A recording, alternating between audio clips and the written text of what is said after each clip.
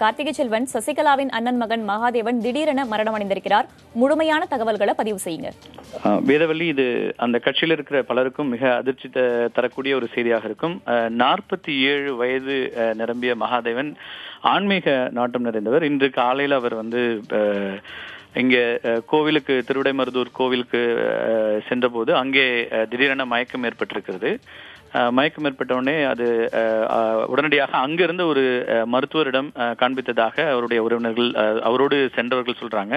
அப்போதே ஒரு பதட்டமான நிலையில் இருந்திருக்காங்க. உடனடியாக அங்கிருந்து கும்பகோணத்திற்கு அவரை அழைத்து சென்றிருக்கிறார்கள். கும்பகோணத்தில் ஒரு தனியார் மருத்துவமனையில, புகழ்பெற்ற அந்த மருத்துவமனையில் அவருடைய உடனடியாக அவசர சிகிச்சைக்காக அவர் அங்கே கொண்டு செல்லப்பட்டிருக்கிறார். ஆனால் மருத்துவமனைக்கு வந்தபோதே அவருடைய உயிர் பிரிந்திருந்தது என்பதாக மருத்துவர்கள் குறிப்பிட்டிருக்கிறார்கள். இது மிகப்பெரிய ஒரு அளவிற்கான ஒரு இழப்பாகத்தான் பார்க்கப்படும். அவங்க கட்சியை பொறுத்த வரைக்கும், அவர் கட்சியில பெரிய அளவிற்கு இப்போது முழுமையான ஈடுபாடு இல்லாமல் இருந்தாலும் கூட அந்த பகுதியில, தஞ்சை பகுதியை பொறுத்த வரைக்கும், தஞ்சை அந்த டெல்டா மாவட்டங்கள்ல இருக்கின்ற கட்சிக்காரர்கள் தொடர்ந்து அவரோடு பயணித்துக் கொண்டிருந்த அந்த சூழலையும் பார்க்க முடிகிறது. அவர் கட்சியிலையும் கூட ஜெயலலிதா அவர்கள் இருந்தபோது அவருக்கு ஜெயலலிதா பேரவை மாநில செயலாளராக சிறிது காலம் அவர் பணியாற்றியிருக்கிறார். அந்த பொறுப்பிலும் கூட அதிமுகவினுடைய ஒரு பிரிவாக இருக்கின்ற ஜெயலலிதா பேரவை மாநில செயலாளராக அவர் இயங்கி வந்தார். அந்த காலகட்டங்களில் அவர் பல்வேறு கட்சியினுடைய தலைவர்களோடும் மாநிலம் முழுக்க சென்று பயணித்து அவர்களோடு ஒரு மாவட்ட செயலாளர்கள் அளவிலும் சரி, அதே போல மாநில அளவில் இருந்தவர்களோடும் ஒரு பயணித்த அந்த ஒரு சூழலும் இருந்தது.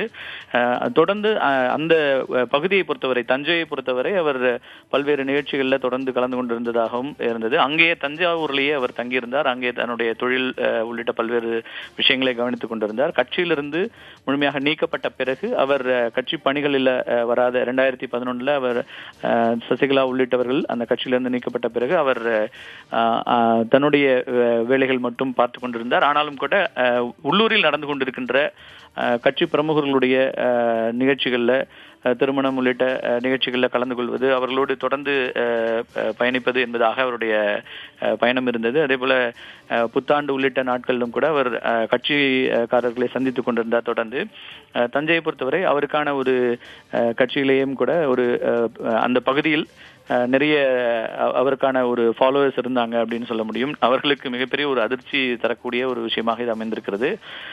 தொடர்ந்து ஆன்மீகத்தில் அதிக நாட்டமுடையவராக இருந்தவர். எப்போதும் அங்கிருக்கின்ற பல கோவில்கள், குறிப்பாக தஞ்சாவூர், கும்பகோணம் உள்ளிட்ட பகுதிகளில் அவருடைய கோவில்களுக்கு செல்வது என்பது தொடர்ந்து இருக்கும். எல்லா முக்கியமான தினங்களிலும் அவர் கோவில்களுக்கு செல்வது என்பது இருந்து கொண்டது. அந்த வகையில் தான் இன்றைக்கும் அவர் திருவிடைமருதூர்ல இருக்கிற அந்த கோவிலுக்கு சென்றிருக்கிறார். அங்கே சென்ற போதுதான் திடீரென்று இப்படி ஒரு நிலை ஏற்பட்டிருக்கிறது. மயக்கமடைந்து விழுந்ததனால் அவசரமாக அவரை அங்கே பக்கத்தில் இருக்கிற ஒரு மருத்துவரிடம் காண்பித்திருக்கிறார்கள்.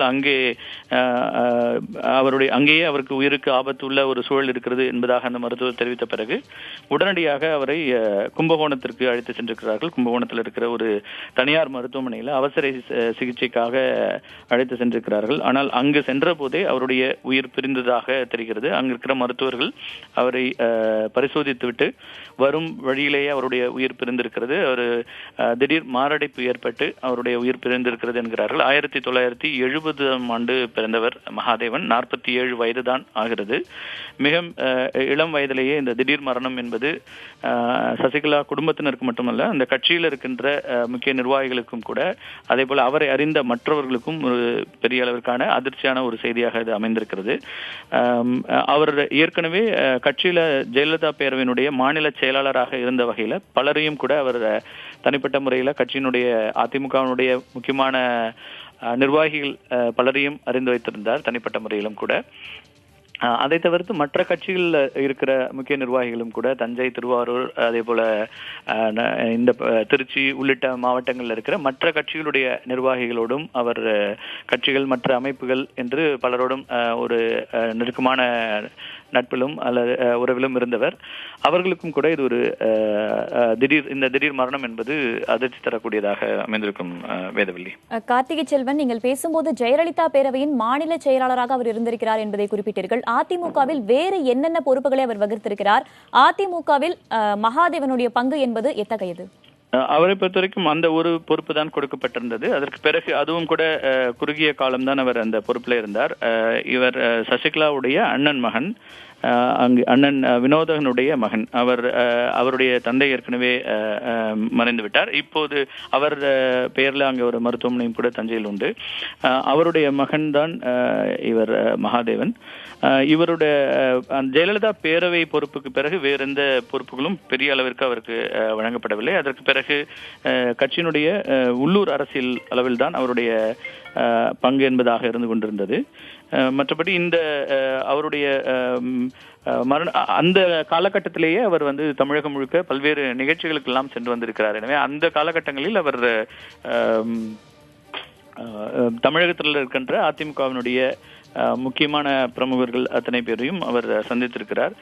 அதற்கு பிறகு அவர் பெரிய பொறுப்புகள் இல்லை என்றாலும் கூட ஒவ்வொரு தேர்தலிலும் அந்த பகுதிகளில் இருக்கின்ற முக்கியமான நிர்வாகிகளை சந்திப்பது, கட்சிக்கான வேலைகள் செய்வது உள்ளிட்ட பல்வேறு அம்சங்களில் ஈடுபட்டிருக்கிறார். தேர்தல் நேரங்களிலும் அவருடைய பங்களிப்பு இருந்ததாக அந்த கட்சியினுடைய மூத்த தலைவர்கள், குறிப்பாக தஞ்சையை சார்ந்தவர்கள் குறிப்பிடுகிறார்கள்.